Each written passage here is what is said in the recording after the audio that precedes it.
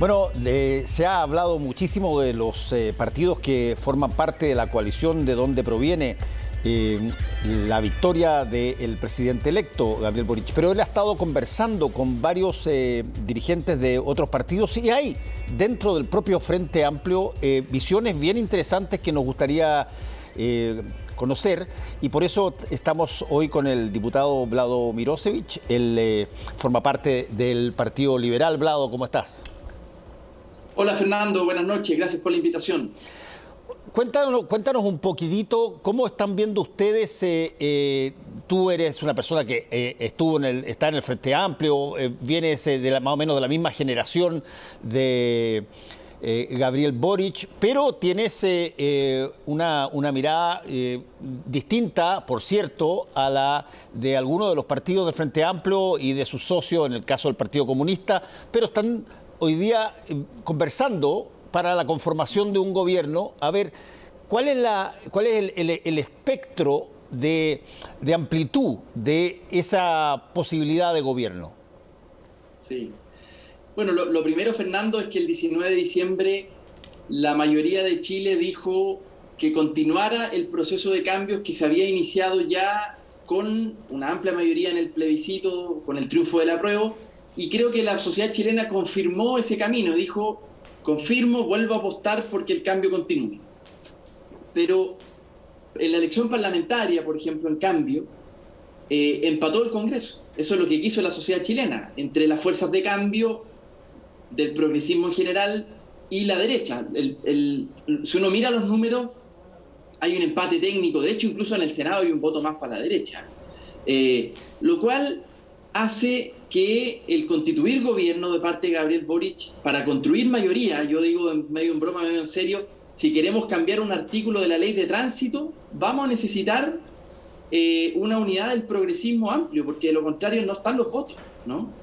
La propia coalición del presidente electo es solo el 25% de la Cámara de Diputados, y en el caso del Senado el 10%, incluso un poquito menos. Por lo tanto, aquí creo que el presidente, si es que queremos que los cambios se viabilicen, que los cambios sean conquistas reales para la gente, tiene que haber una convocatoria amplia en favor de esos cambios, ¿no? No hay otra manera, es casi un hecho matemático lo que estoy diciendo. Ahora, eso, Vlado, instantáneamente mueve a preguntar sobre dos aspectos. Una, mirándolo desde el lado de la oposición, si tú quieres. La oposición sabe lo que tú estás diciendo y sabe que sus votos son trascendentales para poder hacer esta posible ayuda en todo lo que se quiera reformar, pero al mismo tiempo está en una posición bastante, llamémoslo así, ventajosa, porque de alguna forma tienes que llegar a él. Lo mismo pasa con los otros partidos de la actual oposición, pero que no forman parte de Apruebo Dignidad. Y desde ese punto de vista, Vlado, ¿cómo ves el que no solamente el presidente electo pueda armar un gabinete, un futuro gobierno, sino que además consiga incorporar figuras que eventualmente amplíen ese espectro, porque de otra manera va a ser bien difícil que pueda llevar a cabo el programa de gobierno? Sí. Bueno, yo, como tú decías al inicio, a mí me tocó llegar al Congreso junto con Gabriel. A él le tocó romper el binominal en el Magallanes, a mí en el otro extremo norte, en Arica, y constituimos rápidamente una bancada junto con Giorgio Jackson y con Alejandra Sepúlveda. Y yo puedo decir una cosa respecto de Gabriel Boric, que al presidente electo le importan los cambios, le importan las transformaciones. Por lo tanto, yo creo que él, en torno a esas causas, va a tener la sabiduría para convocar a un espectro amplio del progresismo, en la medida que se comprometan con esas causas, naturalmente. Pero porque es evidente que han habido diferencias entre la centroizquierda y la izquierda, ¿no? Es evidente que hay diferencias y matices. Pero creo yo que Gabriel Boric puede tener el liderazgo para convocar a ambos sectores en torno a un programa muy claro de transformaciones, porque también está la amenaza de que la esperanza de cambio se frustre. O sea, Recordemos que aquellos que votaron por el apruebo primero, luego por Gabriel Boric en segunda vuelta, están esperando que esa esperanza se transforme en cambios reales. Con un gobierno que no cuente con la mayoría en ambas cámaras, esa esperanza de cambio se podría complicar. Pero conociendo a Gabriel Boric, estoy seguro que él va a tener la sabiduría y el liderazgo también, que todos le conceden, por lo demás, en el progresismo, para que diga, esta es la hoja de ruta, estas van a ser las primeras reformas, que entre paréntesis yo creo que tenemos que partir por reforma tributaria, y ordenar a todo el progresismo en el amplio sentido de la palabra, porque de lo contrario, la relación entre el Congreso y el gobierno va a ser muy, muy compleja, muy tensa, ¿no? Ahora, eso tomando en cuenta que paralelamente a él le va a tocar probablemente tener que dar a conocer una nueva constitución. Y un montón de cosas que en esa constitución estén inscritas eventualmente pueden también, no sé si afectar muchas de las promesas, pero sí pueden ampliar incluso varias de ellas en torno a los derechos civiles, o puede ser una ayuda, una cooperación para el propio gobierno. Claro. Sí, yo creo que el próximo gobierno va a tener el desafío histórico de, primero, que se gane el plebiscito, eso es clave, que se gane el plebiscito de salida de la Constitución, que recordemos además es por votación obligatoria, por lo tanto va a votar por primera vez gente que no lo ha hecho nunca.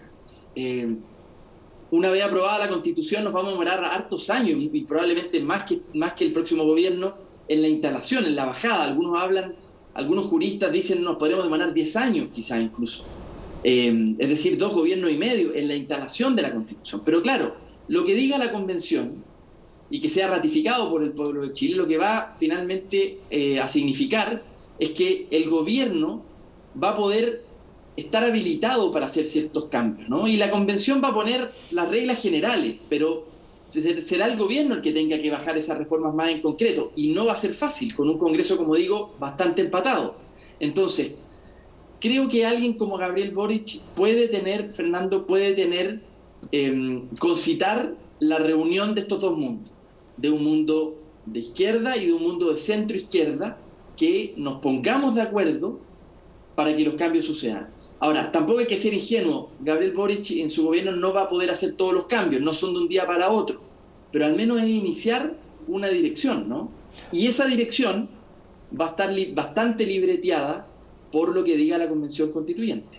Ahora, ahí hay un punto súper interesante, Vlado Milošević, que es el presidente electo, Gabriel Boric, y futuro presidente con toda su coalición, tiene dentro de la coalición, llamémoslo así, personas, partidos parlamentarios que tienen diferencia o diferentes grados de aceptación de, por ejemplo, la incorporación o la ayuda o la colaboración con determinados otros partidos. Hay algunos que son más duros y que probablemente creen que los cambios deben impulsarse un poco tal cual como están escritos en el programa. Y hay otros que son más, llamémoslo así, llanos a poder tratar de entenderse con otras esferas de la oposición, incluso con algunos con las que han tenido bastante fricción. ¿Cómo se de alguna forma, Vlado, cómo se armoniza una coalición gobernante que tiene, sin duda, referencia histórica y bastante dura a el resto de la oposición, a la hora de tener que buscar que conjuntamente que se cree y se materialice el programa que muchos de ellos no votaron en primera vuelta? Sí, bueno, primero que nada no va a ser fácil, Fernando. Yo creo que todas las coaliciones tienen dificultades y en este caso me atrevería a decir de que esta reunión entre centro izquierda e izquierda, para simplificarlo, ¿no?, para poner esas dos categorías, van a tener que en gran medida dejar algunas cosas de lado. Hay interpretaciones distintas sobre el pasado reciente, sobre nuestra historia reciente, en fin, que está bien, son súper legítimas, pero no ayudan mucho al mandato popular que hoy día se tiene. ¿Cuál es el mandato popular? Hay que seguir la dirección de cambios que se inició con el apruebo, con la Convención Constituyente, y el gobierno tiene que llevar adelante la instalación de esa Constitución y de esos cambios. Si es que el presidente pone eso por delante, si es que el presidente electo, como yo creo que va a ser por lo demás, pone esas causas por delante, nos podremos poner de acuerdo, porque si hablamos de reforma tributaria, creo yo que entre centro izquierda e izquierda nos podemos poner de acuerdo en eso, en reforma tributaria. Si hablamos de salud universal, seguro universal de salud, para terminar con esta salud entre ricos y pobres, nos podemos poner de acuerdo en eso. Si hablamos de pensiones, va a ser un poco más complejo, van a haber muchos debates, pero nos podemos poner de acuerdo. Entonces digo, creo que el presidente electo va a tener un tremendo desafío de construir mayoría. No se pueden hacer cambios si es que no hay mayoría, así de simple. Por lo tanto, ahora, ¿qué es lo que escucho yo? Al menos los partidos de centro izquierda. Hay buena disposición de colaborar. Se le entregó un apoyo a Gabriel Boric en segunda vuelta sin condiciones. No veo a los partidos en una pelea por poner cargos, ni mucho menos. Hay disposición a colaborar con el proceso histórico que representa el triunfo de Gabriel y el triunfo del apruebo. Entonces creo que hay un ambiente posible. Ahora, claro, algunos van a estar más duros, bueno, es propio de la política también, pero yo confío en esto harto en el liderazgo presidencial. Ahora, Vlado, ¿tú crees de que en el mismo sentido de lo que tú estás diciendo, el presidente electo debiera dar señales simbólicas en, por ejemplo, su gabinete? Y te menciono dos de esas simbólicas. Una es de alguna forma, la complicidad entre gente muy joven y gente que tiene mucha más experiencia y mucho mayor, que muchas de ellas provienen de otros partidos. Y segundo, el que efectivamente pase más allá de la frontera de su coalición de elección para incorporar eventualmente a personas de otros lados, justamente mandando un mensaje de que se está haciendo algo mucho más trascendental porque, y me parece muy importante lo que tú dijiste, porque las condiciones que la ciudadanía le puso al futuro presidente, dividiendo en dos prácticamente el Parlamento, obligan necesariamente a que tú tengas que conversar con tus adversarios y lograr incorporarlos, si no las leyes no salen. Así es. Sí, yo creo que hay al menos tres factores que son claramente factores ambientales, pero que dificultan el desarrollo del programa de esta transformación en el próximo gobierno. El primero, la economía se proyecta un crecimiento del 2%. O sea, hay condiciones nacionales y mundiales que van a, por supuesto, delimitar, por ejemplo, la recaudación fiscal. ¿Cuánta plata va a tener el Estado para financiar proyectos sociales o programas sociales? Depende mucho de la situación ambiental en términos económicos. Segundo, vamos a tener un Congreso empatado, que tú ya lo mencionaste. Y tercero, creo yo, vamos a tener una oposición no fácil. Si es que, por decirlo así, la derecha más trumpista, ¿no?, haciendo alusión a Donald Trump, más ultraderecha, es capaz de tironear al resto de los sectores de derecha más moderados, que vamos a ver cómo se comportan, pero si es que el trumpismo se instala en la derecha chilena, va a ser una oposición muy dura al gobierno de Gabriel Boric. Por lo tanto, esas tres condiciones externas al propio gobierno me hacen pensar de que la responsabilidad histórica para viabilizar los cambios y las reformas es que el presidente mire más allá de su coalición e imagine un gabinete que yo creo tiene que tener varias características. Aquí es la mirada que yo tengo. Creo que tienen que ser, las regiones tienen que estar muy representadas, tiene que representar la diversidad de Chile, que no es lo que vemos hoy día, por ejemplo, en el gabinete actual de Sebastián Piñera, que no representa la diversidad de Chile, ¿no? Y creo, bueno, además de ser paritario, por supuesto, yo esperaría también, Fernando, y lo voy a poner en estos términos, esperaría gente también con canas, porque hay hombres y mujeres que tienen experiencia, que es necesario que estén en el gobierno, porque una coalición que gobierna por primera vez, un presidente que gobierna por primera vez y partidos que gobiernan por primera vez, es necesario también que haya gente con experiencia. No hay que echar por la borda toda la experiencia, pero en ningún caso. Como decías tú, experiencia y juventud tienen que estar combinados en el gabinete. Por ejemplo, en Hacienda, no sé, hay varios roles que uno podría decir, aquí es bueno poner a alguien que traiga una trayectoria. Eso, yo creo que eso es súper positivo, esa combinación. Sí, se habla mucho de ministerios que son tremendamente simbólicos. Ministerio de Hacienda, por ejemplo. No sé si Relaciones Exteriores sería otro, pero pues sin duda el Ministerio del Interior. Pero desde el punto de vista de los mensajes que se quieren entregar, Vlado, hacia el resto de la comunidad política y hacia el país. ¿Cuál es el límite? Porque también convengamos que lo que ganó fue una coalición y un candidato que tenía un determinado programa y tenía una determinada conformación. Es decir, tampoco se puede desnaturalizar mucho más allá de lo que corresponda, porque si no, incluso sus propios aliados van a decir, perdona, pero esto no era lo que se buscaba. Entonces, ¿dónde está la posibilidad de amplitud, la posibilidad de acceso y dónde está el límite de eso? Sí, bueno, respecto de lo primero, Gabriel Boric obtuvo 25% de los votos en primera vuelta. Su coalición, al menos en la Cámara de Diputados, obtuvo lo mismo en términos de escaños.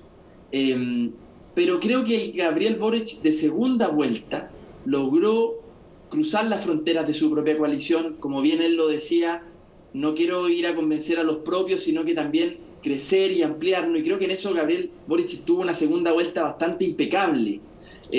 Lo hizo bien, representó mayores sensibilidades, fue el candidato de la izquierda y también de la centroizquierda, y creo que eso lo hizo con mucha habilidad y también muy genuinamente, ¿no? Lo hizo muy genuinamente.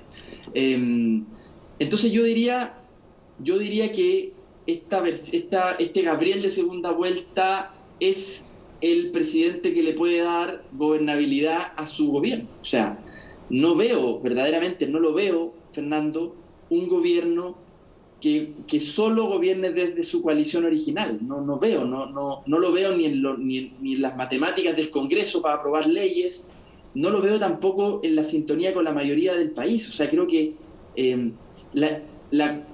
Gabriel ganó con el apoyo de toda la actual oposición, de todo el progresismo. Ahora, ¿cuáles son los límites? Tú me preguntas. Los límites son el programa de Gabriel Boric, es decir, aquellos que estén de acuerdo con el programa de Gabriel Boric y con las priorizaciones que él establezca y su gabinete, entonces tendrán que participar. Aquellos que no lo hagan. Pero a mí me dio la impresión en segunda vuelta de que la centroizquierda abrazó el programa de transformaciones de Gabriel Boric, que es un programa bastante razonable. Yo no creo que sea un programa muy radical, ni la campaña del terror que se montó respecto de eso es bastante falsa. Es un programa muy razonable que la centroizquierda puede abrazar sin mayor problema, y bueno, y es la única manera de llevarlo a cabo. Si aquí hay un problema matemático, sin mayorías no se pueden hacer cambios. Oye, y hay que construir esa quisiera hacer la última pregunta porque se me está acabando el tiempo, Vlado, y tiene que ver con un fenómeno que se ha repetido varias veces por emergencias en algunos casos, por necesidad en otros, pero que siempre deja una suerte de rezago, de resentimiento por parte de la ciudadanía, que es cuando tú sacas parlamentarios que fueron elegidos por gente para que los representara y te los escoge el presidente o la presidenta para que ingresen, y a quien lo reemplaza ya no tiene la representatividad que tenía el anterior. Y eso, teniendo a muchas personas del Frente Amplio en el Parlamento, y se ha hablado muchísimo que alguno podría ir por acá, otro podría ir por allá. ¿Cómo se ve eso mirando lo que ha pasado con anterioridad al respecto, donde incluso varios de personas del Frente Amplio fueron bastante críticos cuando el propio presidente Piñera hizo algunos de esos cambios? Sí, yo creo, Fernando, que no es necesario echar mano al Congreso para constituir el gabinete, porque hay mucha gente talentosa. Yo mencionaba algunas características que podría tener el gabinete, le incorporo una que me faltó, que también hayan independientes. Hay mucha gente talentosa en distintos mundos que pueden ser un tremendo aporte, porque además creo que lo que se inaugura con Gabriel Boric, Fernando, es una nueva sensibilidad en el poder, y estoy seguro que se va a notar en el gabinete. O sea, en esa foto del gabinete ministerial nos vamos a dar cuenta que la política chilena cambió. Y entonces digo, ¿es necesario echar mano al Congreso para constituir el gabinete? No. Yo creo que hay una diversidad en Chile que puede estar representada ahí. Hay gente talentosa que espero que el presidente invite. Y no, verdaderamente, no creo que los parlamentarios sean o seamos indispensables en eso, en ningún caso.